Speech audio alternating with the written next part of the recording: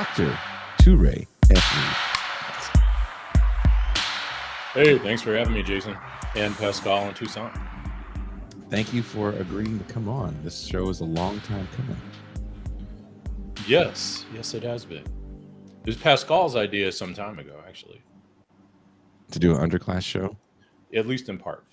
Yeah. I mean, we've done several things that kind of hover around this theme. Well, the first show we did, I believe, which was on was essentially on 94. underclass themes and film. Yeah. Right. Yeah. So yeah, this is just a better episode than we did 4 years ago. I feel like it's been that long. There it is.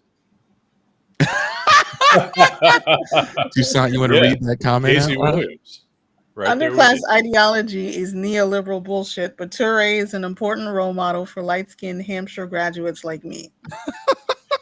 I support that 100%. So, Casey, reach out. Let's get in touch. Toure, can you explain what underclass ideology is and how it frames our understanding of poverty, and why it's important why is it important as more than a social pathology? Well, I think your introduction did a really nice job of laying it out, Jason. So there's not a ton I can add to it, but I'll add a little historical texture. One should think of underclass ideology as an update of culture of poverty thesis. And the culture of poverty thesis had many contributors, but its appeal by the 1960s was that it offered a way for policymakers to describe economic inequalities that impacted Blacks disproportionately, but not exclusively, as if they were the product of bad actors, right? And in this particular instance, in the case of the culture of poverty thesis, the presumption was that some percentage of the Black poor, maybe as many as 25% of them, according to someone like Daniel Patrick Moynihan, were debilitated by a culture of pathologies that undercut their capacity to take advantage of the new opportunities presented by the civil rights movement. Now, as you alluded to from the start, Jason, that perspective had some advantages because from a conservative vantage point, right? Because if you go back, let's set our Wayback Machine dial back to the 1963 March on Washington for Jobs and Freedom, as is baked in the name, what the goals of the March on Washington for Jobs and Freedom included, and this was the case from the very beginning, was a push for a right to a job at a living wage, a return to kind of New Deal style policies that would ensure that those people have been left behind, irrespective of race, by the changes that had taken place in capitalism over the previous decade or so, which was eliminating entry-level, well-paying, unionized jobs, right? That had been the economic escalators, if you will, for white ethnics that transported them from the tenements to the suburbs between the 40s, early 1940s, and the early 1960s. So those jobs were going away. And so at the very same time, the civil rights movement had pushed and would succeed ultimately between 1964 and 68 in opening opportunities for Black Americans and other minorities by way of eliminating formal discriminatory barriers. The economic foundation of the United States had shifted away from a blue collar, economy in which one didn't need a lot of formal education to get a well-paying job that might equip one, at least if one were a man. Don't forget the sexism of the day. To get a job that paid well enough that by the age of 25, you might be able to buy a house and start a family on one income, right? That game had changed.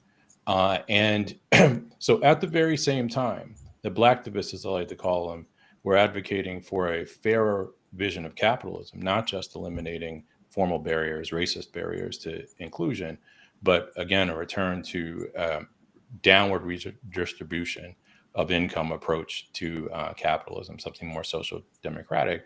Culture of poverty theory took hold within the Johnson administration, and it justified, going back to the 1960s, a war on poverty on the cheap that focused not just on the bad behavior of whites, which is what the anti-discrimination policies were about, but also to an unfortunate degree, the alleged defective culture of some stratum of poor Blacks. And that's what you get from the Moynihan Report, which informs Johnson's Council of Economic Advisors to push this vision that Black poverty was exceptional to capitalism. And you set the Wayback Machine dial up about 20 years to the Reagan years, the particular dynamics aren't the same.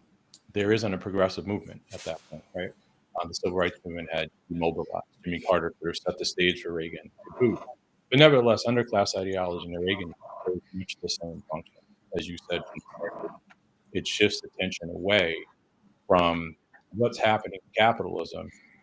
And at that point, very clearly, what was affecting Blacks and certain Hispanic populations, Puerto Ricans in particular, disproportionately, which would be the deindustrialization of American cities, and again, this shift away from blue collar, unionized work to low paid service sector work, at least in the central cities. So we're taking attention away from that and focusing on the alleged cultural deficiencies of poor Black and Hispanic people. Last thing I want to say very quickly, because I like that you said this early, Jason, that the framework itself, when it was in use, I think generally speaking, most it conjured in the minds of most of us, Blacks and Hispanics, especially depending on what part of the country you're in.